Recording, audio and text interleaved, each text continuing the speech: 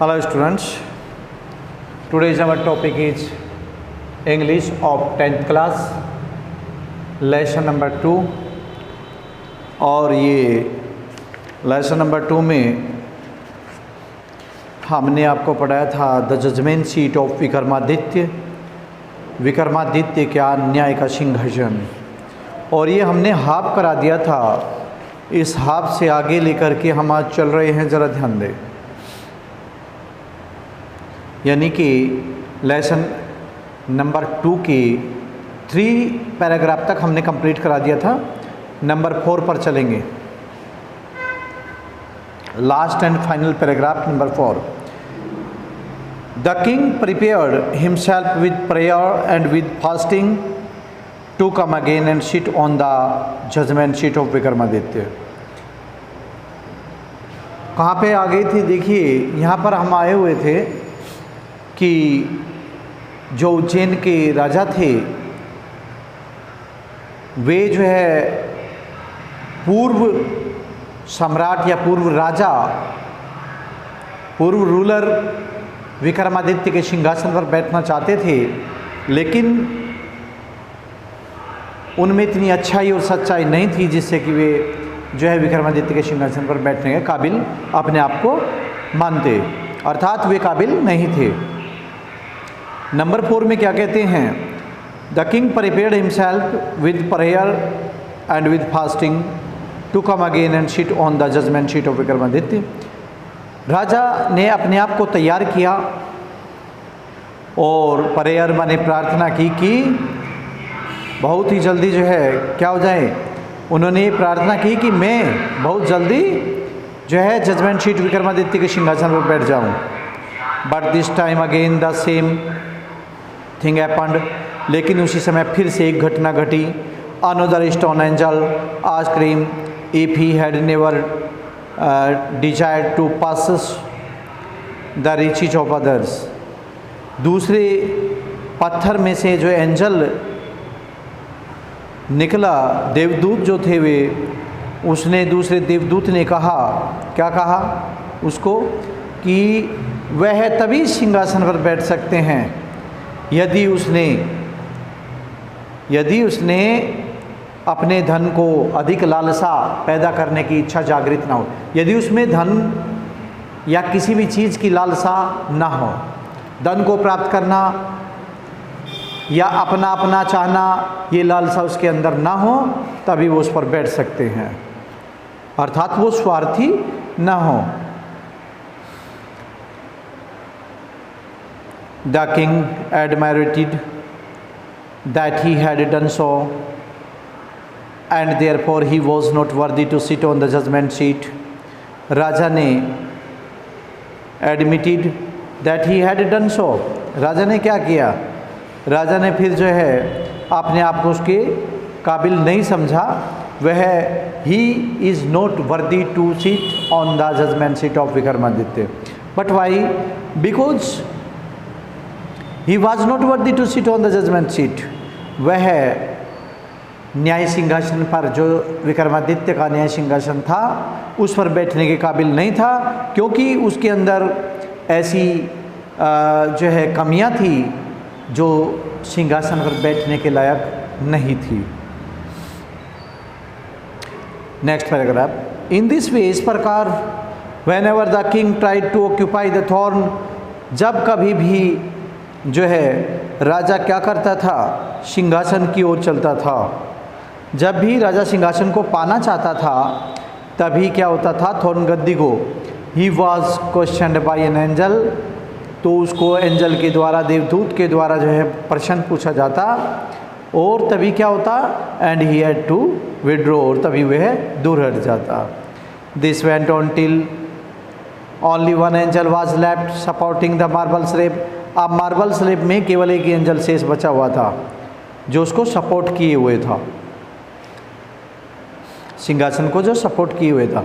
The king went near the throne, राजा गद्दी के पास गया, सिंहासन के पास गया। Great confidence, with great confidence कहते हैं बड़े आत्मविश्वास के साथ। For the felt sure of being allowed to take his palace that day, अब उन्होंने क्या किया, he felt sure of being allowed to take his palace that day. उस दिन उन्होंने अपने महल में जाने के लिए जो है अपने आप के कदम पीछे नहीं खींचे, अर्थात उसने निश्चय कर लिया कि आज मैं अपने महल में नहीं बल्कि सिंहासन पर बैठूंगा।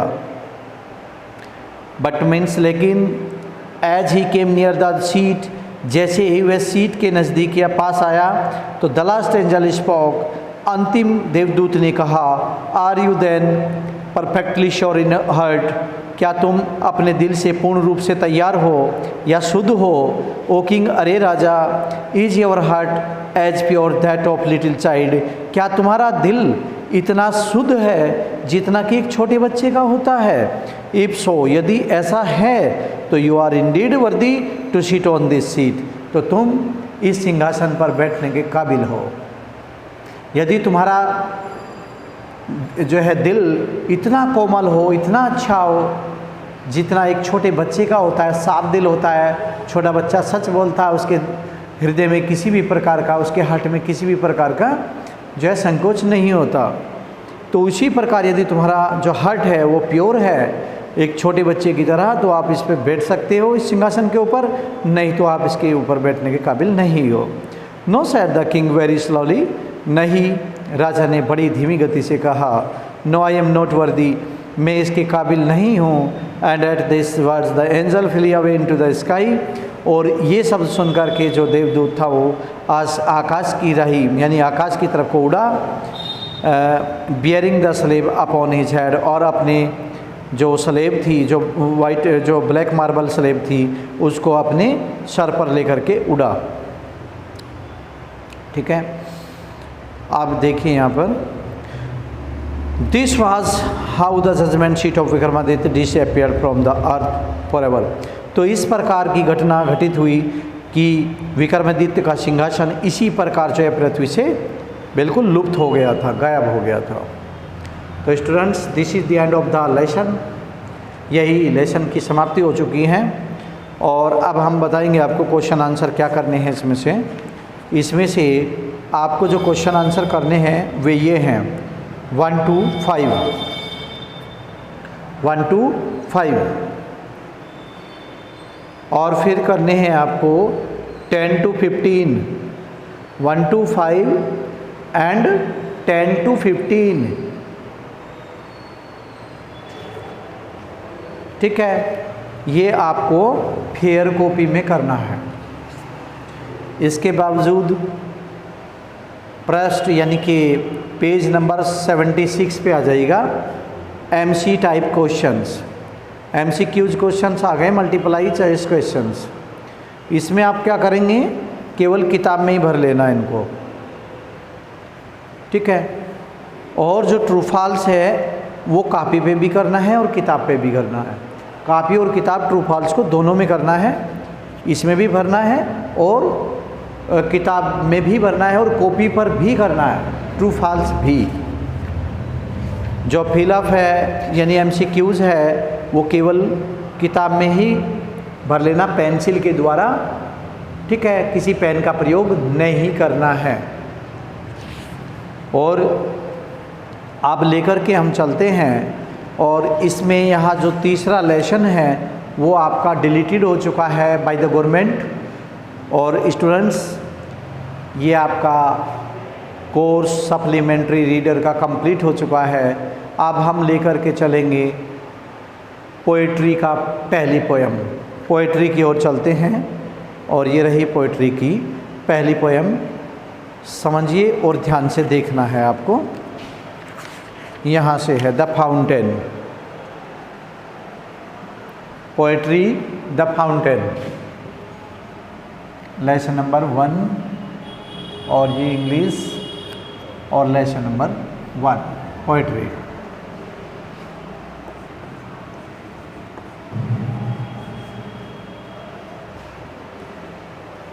ठीक है, ये हो गया आपका पोएट्री।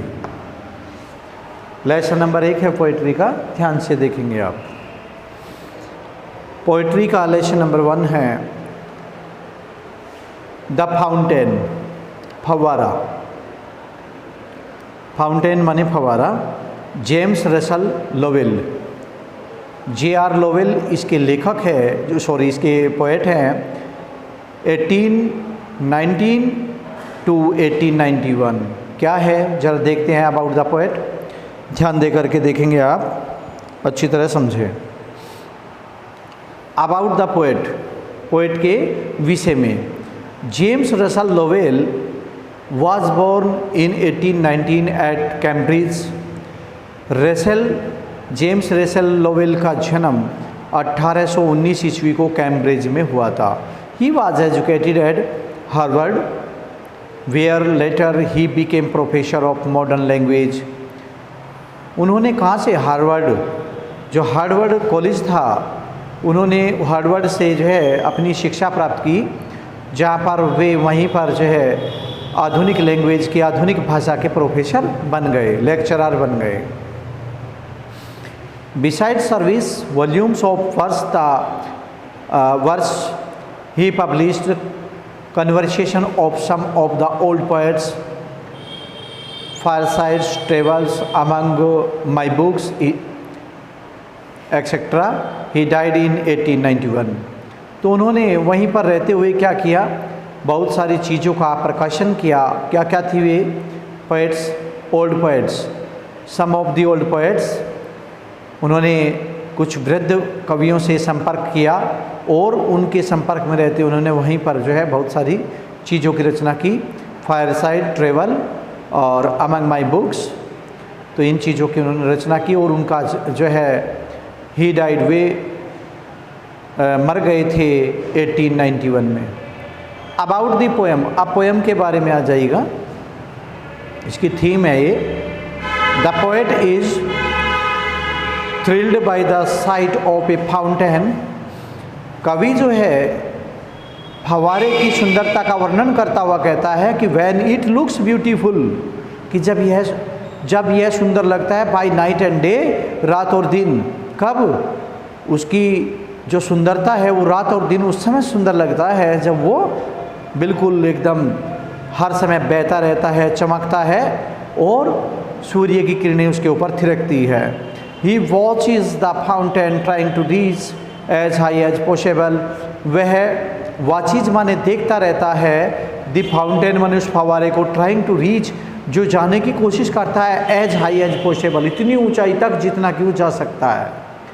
वह उस फव्वारे को तब तक देखता रहता है जब तक वो जितनी ऊंचाई पर जाना चाहे वो जा सकता है, तब तक वो उसको निहारता रहता है। It never feels tired and it always in motion from morning till night. और वह इसको फील्स टायर्ड, वह महसूस इतना ज़्यादा जो है, नेवर फील्स, उसने कभी महसूस नहीं किया, थकान महसूस नहीं करता, वह कभी थकान महसूस नहीं करता। And is always in motion, और हमेशा गतिमान रहता है फ्रॉम मॉर्निंग टिल इवनिंग। कौन? मॉर्निंग टिल नाइट कौन रहता है? वो फव्वारा। वो फव्वारा जो एक बार स्टार्ट हो जाता है, रात और दिन, सुबह और शाम, कभी थकता नहीं है और चलता रहता है। तो 10 the fountain teaches us A valuable lesson of continuous family. और इस प्रकार ये फव्वारा जो चलता है वह हमें एक अच्छी शिक्षा देता है कि कंटिन्यूअस अपने परिवार में बने रहो, कि जो है परिवार में रेगुलर बने रहो। देखिए आगे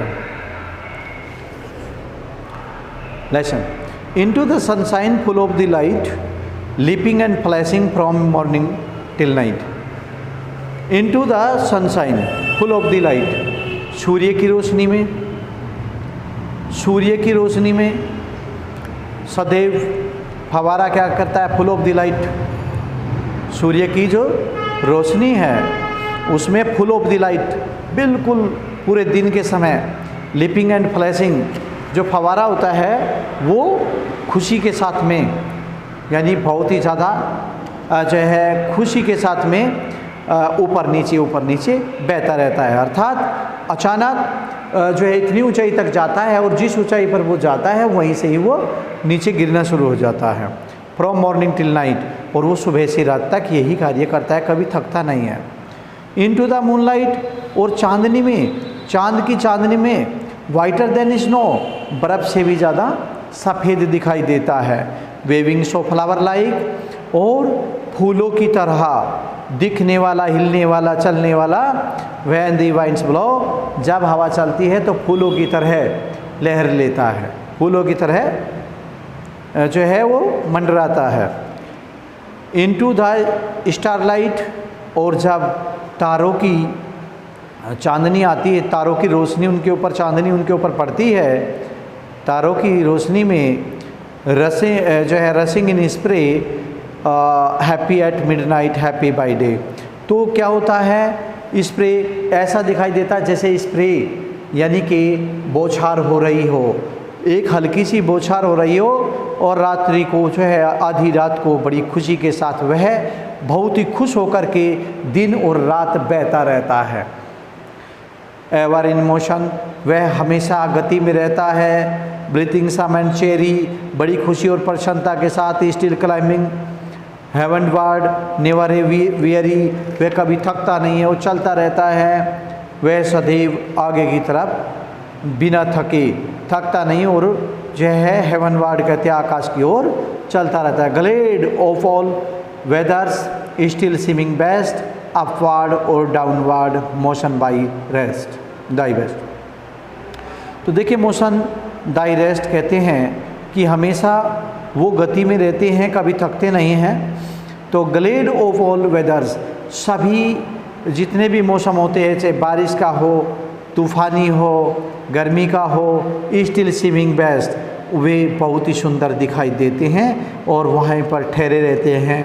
फवारा कभी हारता नहीं है, थकता नहीं है। अपवार्ड और डाउनवार्ड, कभी ऊपर की ओर कभी नीचे की ओर।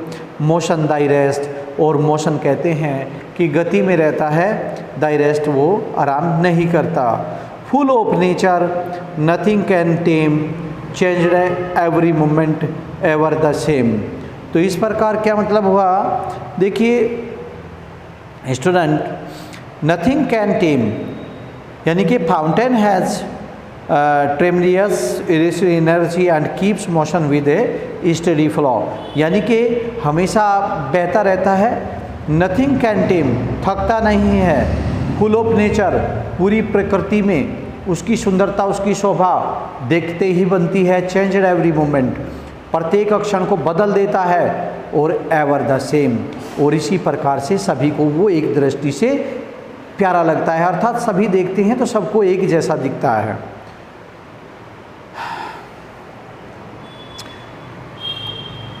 चीजलेस एस्परिंग, चीजलेस कंटेंट, डार्कनेस और सनशाइन दाई एलिमेंट। तो चीजलेस एस्परिंग, तो ये इसका मतलब क्या हुआ, चीजलेस एस्परिंग, ये मतलब हुआ कि यदि फाउंटेन क्लाइंबिंग अपवर्ड, यदि ऊपर की जितनी गति से ऊपर जाता है उतनी ही गति से नीचे आता है, ठीक है, जितनी गति से वह ऊपर जाता है इतनी गति से नीचे आता है। डार्कनेस और सनशाइन, और ऊपर को जाने में ये यानी डार्कनेस और सनशाइन कहते हैं, चाहे अंधेरा हो चाहे सवेरा हो, दाई एलिमेंट वह अपना कार्य करता रहता है, अर्थात वह leaping and flashing from morning till night, पूरी दिन और रात चमकता रहता है। Glorious fountain, let my heart be fresh changeful content upward like thee. तो ग्लोरियस फाउंटेन, वह ग्लोरियस कहते हैं कीर्तिमान, वह कीर्तिमान फवारा, लेट माई हार्ट बी, मेरे दिल को बहुत ही ज़्यादा छू जाता है।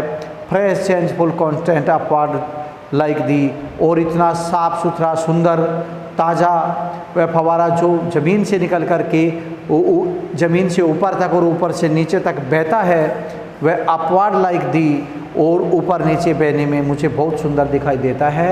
अर्थात प्रत्येक व्यक्ति को let my heart thee, let like the fountain always keep fresh and changing and yet study and let me to always looking towards higher things. अर्थात हमें फव्वारे की भांति ऊपर नीचे अर्थात हमेशा चलते रहना चाहिए, कभी थकना नहीं चाहिए, और अपने परिवार में मिलजुल करके रहना चाहिए। तो ठीक है, ये students this is the end of the poem.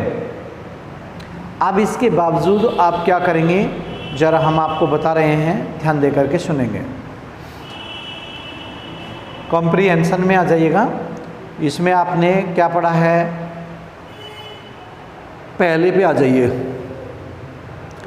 इसमें भी 2 क्वेश्चंस पूछे जाएंगे बोर्ड के एग्ज़ाम में।